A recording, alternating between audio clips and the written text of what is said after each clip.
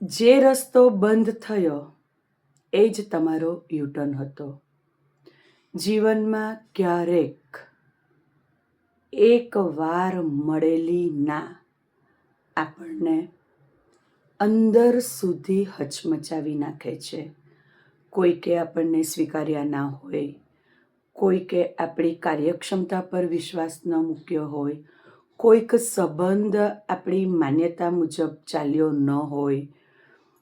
આવા ઘણી જગ્યાએ ક્યારેક આપણને ના મળી હોય, રિજેક્શન મળ્યું હોય, અને ત્યારે તે સમયે આપણે એમ વિચારવા માંડીએ કે હવે આગળ શું? પરંતુ એ જ ક્ષણ, એ જ જગ્યાએથી જ તમને તમારા જીવનનો ખૂબ સુંદર અને સાચી દિશા મળે છે. કદાચ એ રસ્તો એટલા માટે જ બંધ થયો હોય છે કે તમને જીવનની નવી દિશા આપી શકે. મનોવિજ્ઞાન કહે છે કે રિજેક્શન પછી વ્યક્તિ પોતે પોતાની જાત સાથે નકારાત્મકતા તરફ આગળ વધતો હોય છે, કારણ કે રિજેક્શન એ ક્ષણે એને ખૂબ જ દુઃખી કરતું હોય છે. જ્યારે વ્યક્તિને કોઈએ નકાર્યા હોય છે તો વ્યક્તિ પોતાની જાત સાથે કનેક્ટ થઈ જાય છે અને એવું વિચારવા માંડે છે કે મારી ક્ષમતા ઉપર કોઈએ વિશ્વાસ નથી કર્યો, મને કોઈએ નકાર્યો છે, એનો મતલબ કે હું જ નકામો છું. પરંતુ આપણે આપણી કાર્યક્ષમતા પર વિશ્વાસ મૂકવાનો છે, આપણી જાત ઉપર વિશ્વાસ મૂકવાનો છે. અને એટલે જ મનોવિજ્ઞાન કહે છે કે રિજેક્શન એ માત્ર ઘટના છે, એ આપણી ઓળખ નથી. જ્યારે વ્યક્તિ રિજેક્શન એક ઘટના છે આવું જ્યારે સમજી લેશે ત્યારે એના જીવનનો અર્થ એને આપોઆપ મળી જાય છે.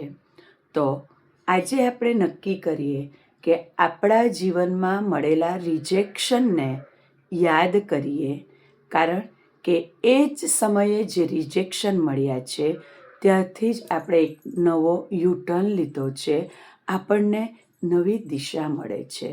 તો રિજેક્શન એ માત્ર ઘટના છે. આપણી ઓળખ એ રિજેક્શન પછી એમાં કુશળતા લાવીને આપણી ક્ષમતા ઉપર વિશ્વાસ કરીને આપણે આગળ વધવાનું હોય છે. અને આજનું પરિવર્તન, આજના દિને એ રિજેક્શનના ક્ષણને યાદ કરીએ અને જે વ્યક્તિ થકી, જે પરિસ્થિતિ થકી કે જ્યાંથી આપણને રિજેક્શન મળ્યું હોય એ ભૂતકાળને યાદ કરીએ અને એમનો ખૂબ ખૂબ આભાર માનીએ, કારણ કે આભાર માનવાથી અત્યારે આપણે વર્તમાનમાં જે સ્ટેટસ ઊભું કર્યું છે એ માત્ર એમની દેન છે. જો એ સમયે એમણે આપણને નકાર્યા ન હોત, એ સમયની તક આપણને આપી ન હોત, આપણી કાર્યક્ષમતા પર એમણે વિશ્વાસ નથી કર્યો, એટલે આપણે આપણી અંદરની સાચી ઓળખને બહાર લાવી શક્યા છે. તો આજનું પરિવર્તન માત્ર એટલું જ કે જેમણે આપણને નકાર્યા છે એમનો આજે આપણે ખૂબ દિલથી આભાર માનીએ.